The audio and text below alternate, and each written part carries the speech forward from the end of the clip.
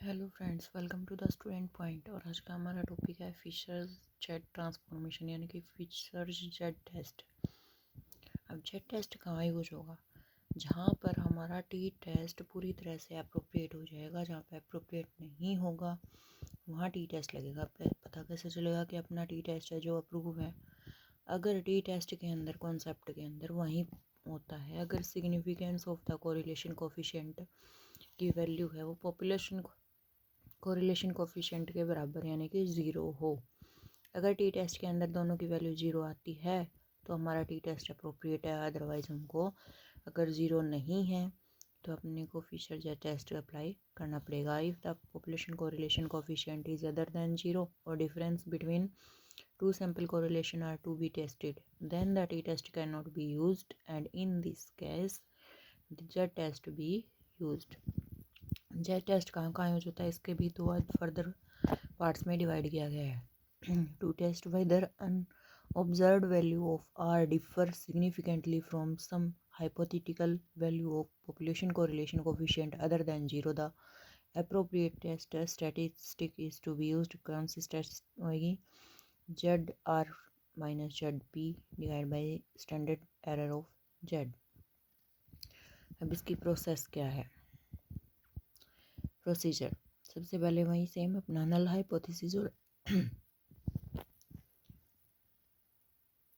सबसे पहले अपना नल हाइपोथेसिस और अल्टरनेट हाइपोथेसिस सेट करेंगे।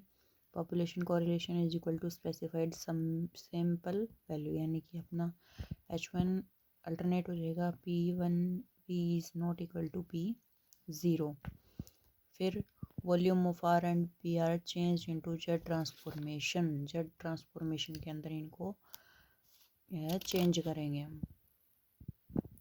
चेंज करने के भी फॉर्मूले हैं further. Z is equal to, अगर आर को चेंज कर रहे हैं तो Z R equal to 1.1513 log 10 into 1 plus R divide by 1 minus R. अगर जेड ट्रांसफॉर्मेशन ऑफ पी कर रहे हैं यानी कि जेड पी कर रहे हैं तो 1.1513 log 10 यानी कि आर की जगह क्या आ जाएगा अपना पी।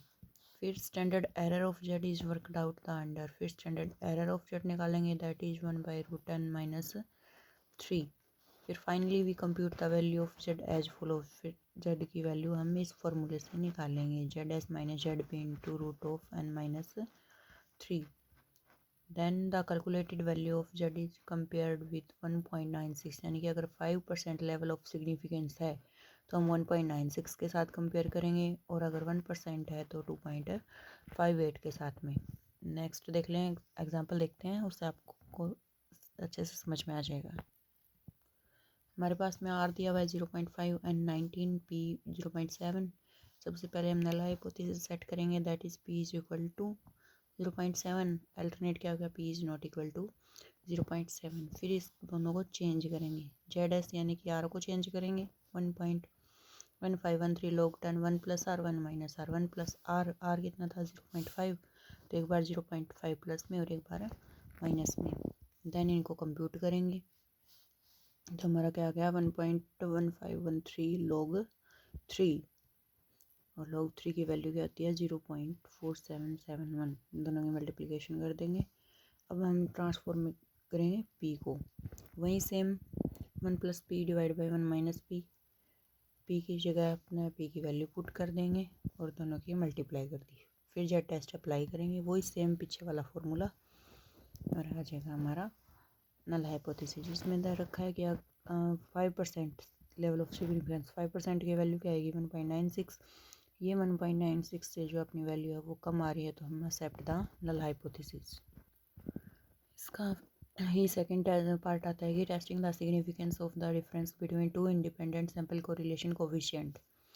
ये कहाँ यूज होता है? It is also use to test the significance of the difference of two samples correlation coefficient. यानी कि वहाँ पे तो हमारा एक था और यहाँ पे आएंगे दो सैंपल ले रखे हमने, उनमें डिफरेंस करना। तो सबसे पहले वही प्रोसीजर, नल हाइपोथेसिस सेट करेंगे। P1 यानी कि पहले वाला सैंपल है वो दूसरे वाले के इक्वल है, अल्टरनेट कर लेंगे, इक्वल नहीं है, छोटा है बड़ा है।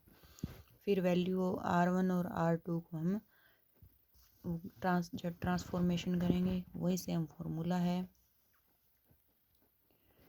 फिर हम इन दोनों का स्टैंडर्ड एरर निकालेंगे। Standard error of difference between Z1 and Z2 is worked out, यानी कि एरर तो होगी ना यहाँ पे, तो R1 R2 पुट कर लेंगे, लेकिन एरर भी तो डिफरेंस निकालना पड़ेगा। तो एरर का है √1/n1 - 3 + n2 - 3, और फिर z को वैल्यू निकाल लेंगे। तो z की वैल्यू होगी Z1 - Z2 डिवाइड बाई 1/√, ये सारा का सारा। और जेड ट्रांसफॉर्मेशन ये रहा, बता रही थी मैं, जैसे Z1 का निकालना है, सॉरी R1 का निकालना है तो यहाँ पे R1 की वैल्यू, R2 का निकालना है तो R2 की वैल्यू, और वैसे ही P का निकालना है तो P की वैल्यू, P1 की वैल्यू, और P2 का निकालना है तो P2 की वैल्यू।